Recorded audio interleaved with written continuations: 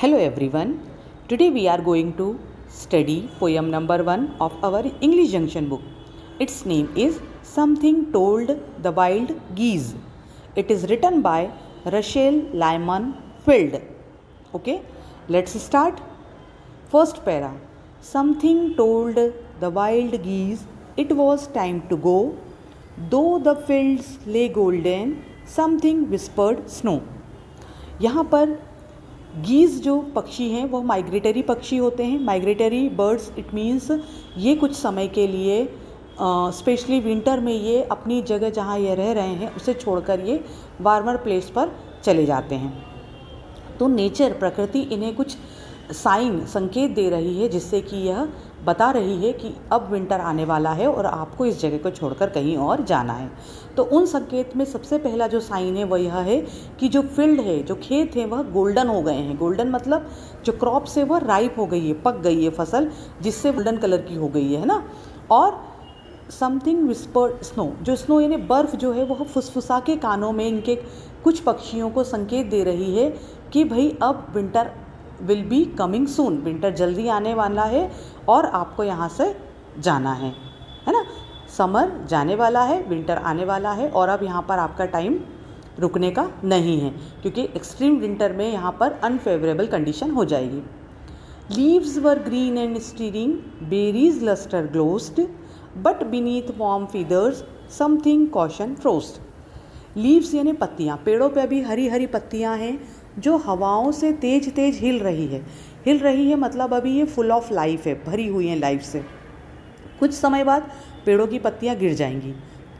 Berries के जो फल होता है, बेरीज़ एक टाइप का फल है जो चमकदार हो गया है ना, उस पर चमक आ गई है. ग्लॉस्ड मतलब चमकीलापन आ गया है उस पर. अब जो गीस पक्षी के जो फीदर्स हैं उनमें भी हल्की हल्की गर्माहट है अभी, लेकिन ये वार्न कर रही है गीस पक्षी को कि भाई अब आपको यहाँ से जाना है ना. वार्न कर रही है, ये जो वार्मनेस है ये उनको सावधान कर रही है कि अब विंटर आने वाला है और आपको यहाँ से जाना है.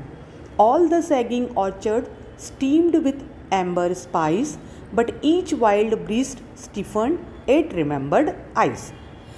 सैगिंग ऑर्चर्ड्स मतलब जो सैगिंग मतलब झुकना, ऑर्चर्ड्स मतलब फलों के बगीचे. जो फलों के बगीचे हैं, पेड़ हैं जो फलों से वो पूरे भरे हुए हैं, लदे हुए हैं और वह भारी होने के कारण, हैवी होने के कारण झुक गए हैं, है ना.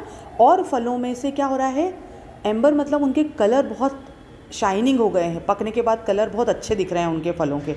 और स्पाइस मतलब उनमें से एक अच्छी अरोमा, एक स्मेल आ रही है उनमें से.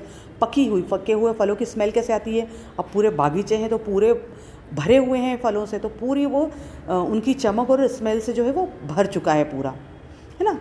लेकिन क्या हो रहा है, जो गीस पक्षी है उनकी बॉडी कैसी हो रही है, ठंड आने के पहले ही स्टीफ हो रही है, मतलब कड़क हो रही है कि भाई अब उनको ये बताया जा रहा है, आइस उनको याद दिला रही है कि अब यहाँ पर विंटर कमिंग सून यानी आने वाला है और समर जो है वो जाने वाला है, तो अब आपको यहाँ से जाना है.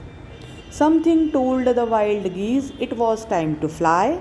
Summer sun was on their wings, winter in their cry. है ना.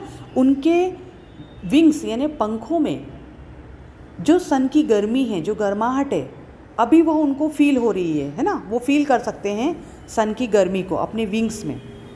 लेकिन कुछ समय बाद क्या होगा, विंटर आ जाएगा तो उनके जो ठंडा वाला जो मौसम है वो यहाँ पर सहन नहीं कर पाएंगे, तो उनके फीदर भी क्या हो जाएंगे, ठंडे हो जाएंगे, बर्फ़ से जम सकते हैं. तो इसीलिए उन्हें अब यहाँ से जाना है.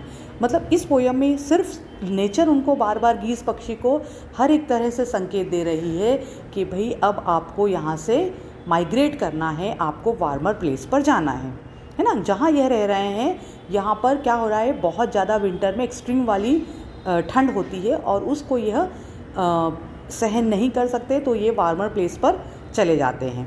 तो नेचर इन्हें बार बार साइन दे रही है. गोल्डन फील्ड हो गए हैं, ऑर्चर्ड के जो पेड़ हैं वो पूरे, बगीचे जो हैं फलों के वो पूरे भर गए हैं, है ना. बर्फ़ गिरने वाली है, तो ये सब उन्हें संकेत दे रही है कि अब यहाँ से आपको जाना है. Okay student, the poem is over. अब हम हमारे नेक्स्ट वीडियो में मिलेंगे. Okay, good day, bye and thank you.